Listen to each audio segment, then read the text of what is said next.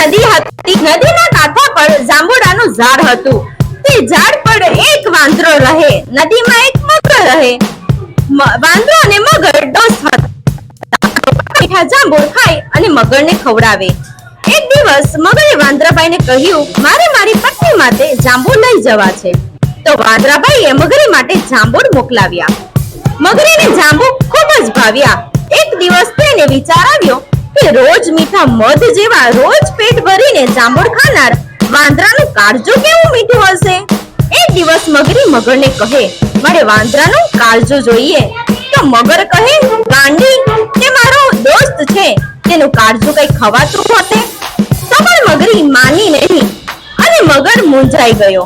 તે વાંદરાભાઈ પાસે ગયો અને તેને કહ્યું, તારે મારી ઘરે જમવાનું નોતરું છે. તારી ભાભી તારી રાહ જોવે છે. મગરે વાંદરાભાઈને પીઠ પર બેસાડી અને તેના ઘર તરફ જવા માંડ્યા. આમ મગર તડતો નદીની વચમાં આવ્યો અને મગરે કહ્યું, આજે તો મગરી તારું કાળજું ખાશે અને ભાવતું ભોજન જમશે. ચતુર હતો તે કહે, મગરભાઈ, મને પહેલા તો હતું ને, કાળજું તો હું ઝાડ ઉપર મૂકીને આવ્યો છું. ચાલો આપણે કાળજું લઈ આવીએ.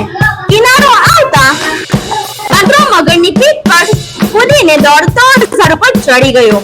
મગરને કહે, મૂર્ખ, કાળજું કઈ ઝાડ પર રખાતું હશે? જા હવે, તારો ભરોસો નહીં કરું. આ વાર્તા પરથી આપણને શીખ મળે છે કે હંમેશા બુદ્ધિથી અને ચતુરાઈથી કામ લેવું જોઈએ. Thank you.